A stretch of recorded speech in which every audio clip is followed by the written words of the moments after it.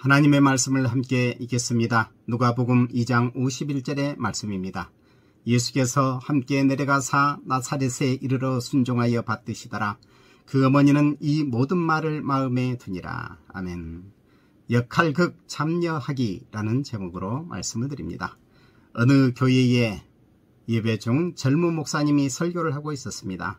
그때 한 사람이 예배에 늦게 참석을 했습니다. 나이가 많은 그 교회의 장로님이었습니다. 목사님은 설교를 하다가 장로님, 그 자리에 서서 예배를 드리시오 라고 했습니다. 그 장로님은 예배가 끝날 때까지 서서 예배를 드렸다고 합니다.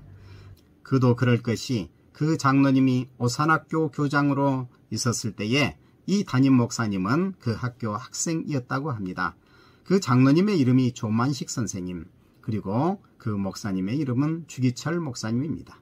조만식 선생님은 나라의 독립과 교육과 언론 등 많은 나라의 일을 한 훌륭한 어른이며, 또 주기철 목사님은 신사참배 반대 운동을 하다가 순교하신 순교자 목사님이십니다.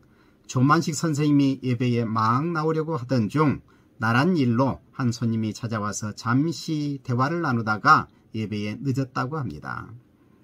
오랜 후 어떤 교회에서 예배를 드리던 중 그 교회의 장로님이 지각을 하셨답니다.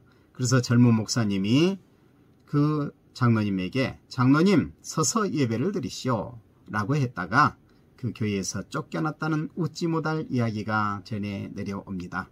주기철 목사님과 조만식 선생님, 그 두 분은 다 그만한 신앙과 인격과 인품이 있었기 때문에 가능한 일이었겠지요. 여성분들이 그런 이야기를 하는 것을 들어보았습니다. 똑같은 레시피로 음식을 만드는데 왜 그 맛이 나지 않을까? 요리를 그 방법만 따라 해 가지고는 되지 않습니다. 요리를 하는 사람의 손맛이 문제인 것이죠. 방법이 문제가 아니라 그 방법을 사용하는 사람이 문제인 것입니다. 교회에서 젊은 주기철 목사님은 나이 많은 조만식 장로님의 영적 지도자였습니다. 그러나 사이에서는 스승님과 제자의 관계입니다.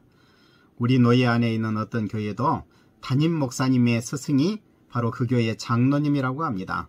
담임 목사님은 스승의 날을 앞두고 그 장로님에게 대접을 극진히 했다고 합니다. 그것은 제자로서 스승에게 대접하는 것이었습니다. 그런데 평상시 교회에서는 그 나이 많은 장로님이 목사님을 깍듯이 섬긴다고 합니다. 참으로 멋지고 부러운 모습이 아닐 수 없습니다. 연극이나 영화에서 배우는 맡은 배역에 따라서 연기합니다. 각본과 감독의 지시를 따르지 않고 자기 마음대로 연기하면 그 연극이나 영화는 망치고 맙니다. 그러면 본인도 망하고 다른 배역을 맡은 사람도 망합니다. 감독자도 망하고 제작자도 망합니다. 그리고 이를 본 관객들은 돌을 던질 것입니다. 가상으로 꾸민 연극이나 영화가 그렇다면 우리의 실제적인 삶은 어떻겠습니까? 부모와 자식이 있습니다. 이것은 연기가 아니라 실제적인 삶입니다. 우리의 가정에서 부부의 관계가 있습니다. 또 형제간의 관계가 있습니다. 이 가정 속에서 나는 어떤 역할을 맡고 있는가 하는 것을 깊이 생각해 봐야만 합니다. 이 본문은 예수님이 12살 때의 이야기입니다. 예수님이 6월절에 예루살렘에 올라가셨습니다. 6월절에는 모든 유대인들이 예루살렘에 모였기 때문에 아주 번잡했습니다. 그런데 요셉과 마리아는 예수님을 길에서 잃어버렸습니다. 그래서 찾고 찾다가 사흘 후 성전에서 예수님을 만났습니다. 그래서 물었지요. 아이야, 어찌하여 우리에게 이렇게 하였느냐? 보라, 내 아버지와 내가 근심하여 너를 찾았노라. 이 예수님은 이렇게 대답했습니다. 어찌하여 나를 찾으셨나이까? 내가 아버지의 집에 있어야 될 줄을 알지 못하셨나이까? 요셉과 마리아는 예수님이 하신 말씀의 의미를 잘 알지 못했습니다. 예수님이 진정으로 계셔야 할 곳은 성전입니다. 아니, 진정한 의미의 성전이 예수님이라고 해야 되겠죠. 성전에서 백성은 죄의 사함을 받고 하나님을 만납니다. 하나님께서는 이 성전을 통해 세상을 통치하십니다. 성전은 예수님의 사역을 미리 보여준 그림자라고 말할 수 있습니다. 12살의 어린 나이이지만 예수님은 스스로 메시아라는 인식을 분명히 갖고 계셨습니다. 예수님은 이 세상 모든 백성의 중보자요, 구원자로서 이 세상에 오셔서 그 일을 잘 감당하셨습니다. 마리아는 이 예수님이 하신 말씀의 의미를 다 알지 못했지만 이를 마음에 두었다고 했습니다. 예수님께서는 나사렛으로 내려가서 육신의 부모인 요셉과 마리아를 순종하여 받들었습니다. 그 이후 약 18년 동안 고향인 나사렛에서 가업인 목수의 일을 하며 부모를 복양하며 동생들을 보살피는 일을 하셨다는 것이죠. 요셉의 이야기가 나오지 않은 것을 보아 그가 일찍 죽었을지도 모릅니다.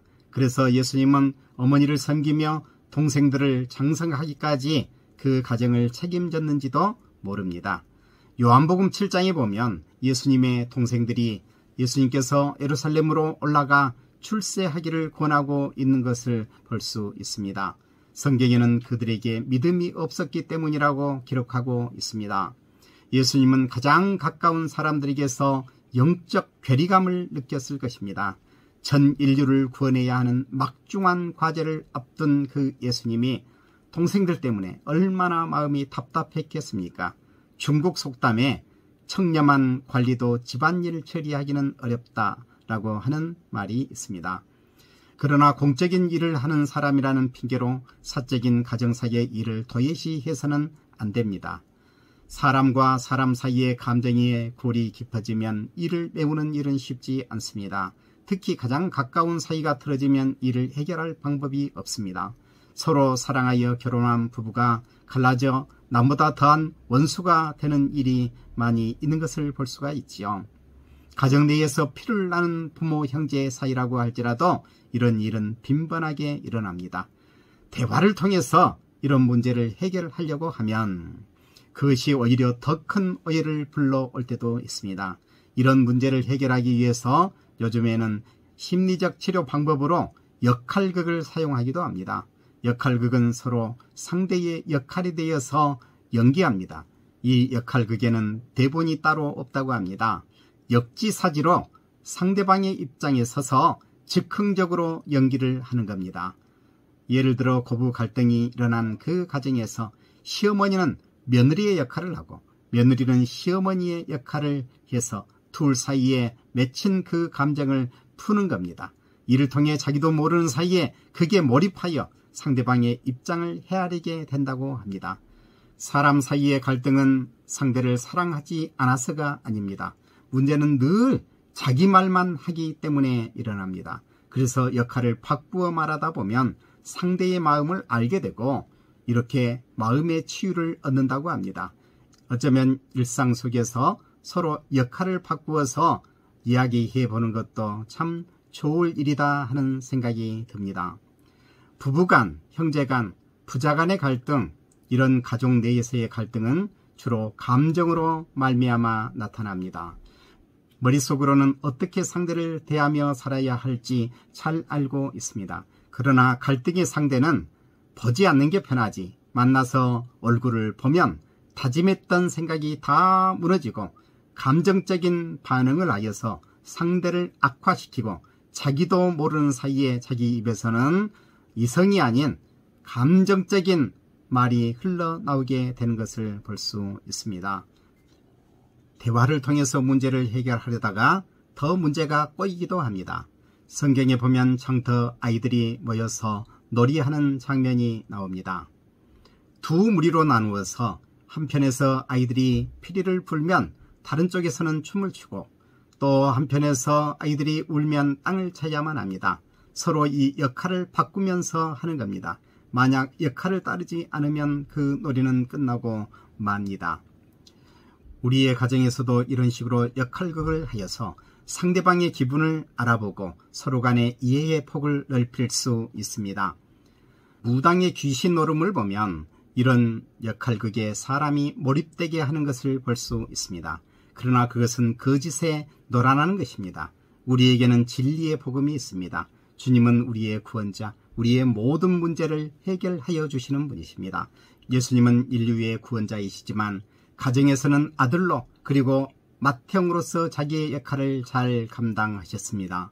신앙생활에서 가장 어려운 것은 어떤 큰 일이 아니라 가정사역이라고도 말할 수 있습니다. 예를 들어 목사는 교회에서는 목사이지만 가정에서 아내에게는 목사가 아니라 남편입니다. 그리고 자녀들에게는 아버지입니다. 부모에게는 아들입니다. 모든 사람에게는 주어진 환경에 따라 각자 해야 될 역할이 있습니다. 이것은 그저 연극이나 영화에서의 연기, 배역이 아니라 실제적인 삶입니다.